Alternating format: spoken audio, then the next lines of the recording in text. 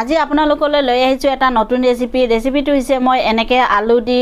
আৰু পিয়াজ দি মই এনেকে আপোনালোকক পকৰি বনাই দেখাইছো চাওক একদম ধুনিয়া পকৰি বনাইছো মই আজি আপোনালোকক দেখাবৰ কাৰণে যেহেতু বৰষুণৰ সিজন ঠাণ্ডাৰ সিজন এনেকে পকৰি আপোনালোকে মই যেনেকে বনাইছো আপোনালোকে এনেকে ঘৰত বনাই খাব পাৰিব আৰু সকলোকে খুৱাব পাৰিব খুব ভাল এটা ৰেচিপি সিম্পল ৰেচিপি আপোনালোকে মই যেনেকে বনাইছো এনেকে বনাব আৰু মোৰ এই ৰেচিপিটো আপোনালোকে সম্পূৰ্ণ চাব আৰু কেনেকে লাগিলে চাই মোক লাইক কৰিব এটা আৰু কমেন্ট কৰি জনাব আৰু আহক মই ৰেচিপিটো বেছি দেৰি নকৰি আৰম্ভ কৰো আজি মই এই টেষ্টি পকৰি বনাবৰ কাৰণে এনেকে মই আলু লৈছো চাওক এনেকে সৰু সৰুকে কাটি লৈছো আলু আৰু আলু মই ধুনিয়াকে কাটি ধুই লৈছো আৰু এফালে লৈছো মই এনেকে পিয়াজো মই এনেকে সৰু সৰুকে আলু নিচিনা কাটি লৈছো ইয়াত মই 3টা পিয়াজ লৈছো আৰু 3টা আলু লৈছো এতিয়া লৈছো মই এনেকে এটা গামলা আৰু তাত মই লৈ আছো গুটে আলুখিনি এনেকে একদম খুব ভাল এটা টেষ্টি ৰেচিপি হয় যেহেতু এটা ঠাণ্ডাৰ সিজন বৰষুণৰ সিজন হৈ আছে হেতু কাৰণে ভাবিলো মই আজি আপোনালোকৰ লগত পকৰি এটা ৰেচিপি শেয়াৰ কৰো তাৰ কাৰণে মই এনেকে পকৰিটো বনাবৰ কাৰণে এনেকে পিয়াজ আৰু আলু ধুনিয়াকে সৰু সৰুকে কাটি লৈছো আৰু মই দি আছো এনেকে অকনমান হিং দিলে মানে কি হয় পকৰিটো খাবলৈ সোৱাদ হয় আৰু টেষ্টি হয় দি আছো মই এনেকে নিমখ 1 চামুচ দিছো এনেকে জলকীয়া গুৰি 1 চামুচ ধনিয়া পাউডাৰ 1 চামুচ দি আছো এনেকে চাট মছলা 1 চামুচ সৰু সৰুকে কাটি লৈছো মই এনেকে ধনিয়া চাওক মই খিনি দি আছো এনেকে মই ধনিয়া পাতখিনি এনেকে দি ললো আৰু দি আছো মই এনেকে জইন আৰু কালিজিৰা আৰু দি এনেকে মই হাতে দি অকমান মোহাৰি দিছো তেতিয়া হলে মানে ইয়াৰ সেন্টটো ধুনিয়া ওলাই আৰু এনেকে সৰু সৰুকে জলকীয়া মই কাটি লৈছিলো কেঁচা জলকীয়া 3টা এখিনি মই ইয়াত দিছো আৰু মই এনেকে ৰুকি লৈছো আদা অকমান দিছো ইয়াত আৰু দি আছো মই নেমু টেঙা ৰস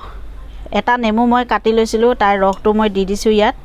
নেমু টেঙা দিলে তাৰ ৰসটো মানে ভাল হয় আৰু ধুনিয়া পকৰিটো টেষ্টি হয় দেখাটো ধুনিয়া হয় কালাৰ হয় ধুনিয়া ইয়াত মই কোনো বেকিং পাউডাৰ সোডাৰ একদম ব্যৱহাৰ নকৰো ইয়াত মই দি আছো একদম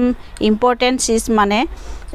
পিঠাগুৰি মানে চাউলৰ গুৰিটো এটো মই দি আছো এনেকে 2 চামুচ চাউলৰ গুৰি দিলে মানে কি হয় পকৰিটো যিমান সময় থাকে আপোনালোকৰ সিমান সময় চাউলৰ গুৰিৰ কাৰণে আপোনালোকৰ পকৰিটো একদম মানে টাইট হৈ থাকে ধুনিয়া হয়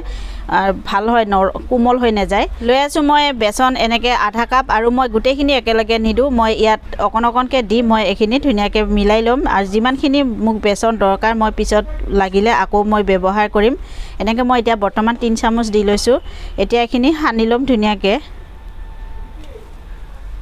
ইয়াত মই পানী ব্যৱহাৰ নকৰো যেহেতু আলু আৰু পিয়াজ আছে তাৰ পৰাই পানী ইনো উলাবয়ে হেতু কাৰণে মই পানী এতিয়া ব্যৱহাৰ নকৰো এনেকে চাওক মই গুটেখিনি হানি ললো আৰু মই যে আধা কাপ লৈছিলো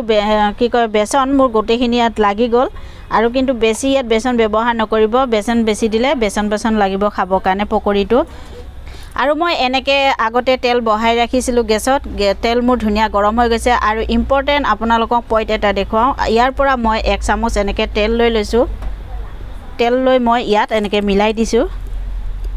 দি মই এখিনি ধুনিয়াকে মিক্স কৰি লম এনেকে তেল দিলে মানে কি হয় পকৰিটো তেল হৈ না থাকে খাবলে ভাল হয় আৰু ধুনিয়া টেষ্টি হয় খাবৰ কাৰণে আৰু মানে মচমচিয়া হয় পকৰিটো এখানে মই এনেকে ধুনিয়াকে মিলাই লৈছো তেল দি আপোনালোকে এনেকে মিলাই লব তেল অকনমান গৰম কৰি পেলাই এতিয়া যেহেতু তেল গৰম হৈ গৈছে আৰু চাওক মই এনেকে দি আছো এনেকে হেচি নিদিব এনেকে ধুনিয়াকে লৈ এনেকে খালি এৰি দিব অকনকে এনেকে মই দি লৈছো চাওক আৰু এনেকে দেখিছে নে ধুনিয়া হৈ গৈছে ফুটা হৈ গৈছে এনেকে উতলিব লাগে ধুনিয়াকে দিয়াৰ লগতে তেতিয়া মানে আৰু ভাল হয় এনেকে তেল গৰম হ'ব লাগে আৰু এনেকে ধুনিয়া তেল গৰম হৈ গৈছে আৰু মই এনেকে অকনকে পকৰি কিটা দি আছো তেলত আৰু এনেকে চাওক মোৰ ধুনিয়া হৈ গৈছে পকৰি কিটা আৰু আপোনালোকৰ ওচৰত মোৰ এটা নিবেদন মোৰ এই ৰেচিপি বিলাক চাই যদি আপোনালোকৰ ভাল লাগে তেতিয়ালে প্লিজ এটা লাইক কৰি দিব আৰু লগতে এটা সাবস্ক্ৰাইব কৰিবলৈ একেবাৰে নাপাহৰিব আৰু মই এনেকে তল ওপৰ কৰি মই পকৰি কিটা ধুনিয়াকে ভাজি লম এনেকে মোৰ পকৰি হৈ গৈছে ৰেডি এতিয়া মই একিটা নমাই লম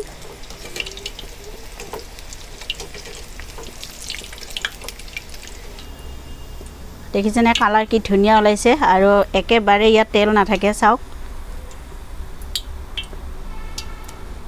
ধুনীয়া হৈ গৈছে পকৰিকেইটা মই এইকেইটা এতিয়া নমাই দি আছোঁ শুনিছেনে ইয়াৰ আৱাজ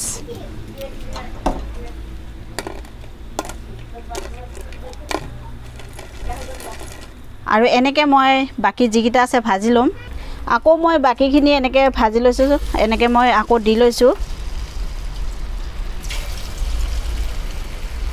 আপোনালোকে এনেকৈ ঘৰত বনাব যিহেতু এতিয়া বৰষুণ দি আছে খাইও ভাল লাগিব পকৰি বৰষুণৰ সিজন ঠাণ্ডাৰ সিজন যিহেতু পকৰি সোৱাদ বেলেগ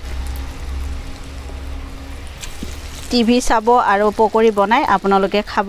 এনেকৈ চাওক সেকেন্ড বেচটো মই ভাজা হৈ গ'ল এখিনি মই এতিয়া আৰু নমাই দি আছোঁ আৰু বাকি যিকেইটা আছে মই আপোনালোকক ভাজি তাৰ পিছত আপোনালোকক দেখুৱাম এই তেলতে বাকি যিকেইটা আছে এইকেইটাও ভাজি ল'ম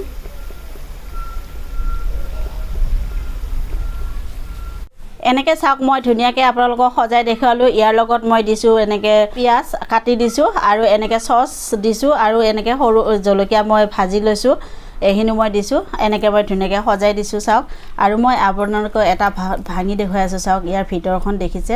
ধুনীয়া হৈছে আৰু আপোনালোকে এনেকৈ যিহেতু এতিয়া বৰষুণৰ সিজন বা ঠাণ্ডাৰ সিজন বৰষুণো দি আছে আৰু খাবলৈও ভাল হ'ব এই পকৰিটো আপোনালোকে এনেকৈ ঘৰত বনাব আৰু খাব আৰু খাই কেনেকৈ পালে মোক কমেণ্ট কৰি জনাব মোৰ এই ৰেচিপিটো আপোনালোকৰ কেনেকুৱা লাগিছে আৰু মোৰ এই ৰেচিপিটো চাই যদি ভাল লাগে আপোনালোকে প্লিজ এটা সাবস্ক্ৰাইব কৰিবলৈ একেবাৰে নাপাহৰিব কাৰণ মোৰ মেহনতৰ ৰেচিপি হয় আৰু মই নতুন ৰেচিপি লৈ আপোনালোকৰ ওচৰলৈ আহিম আজিলৈ ধন্যবাদ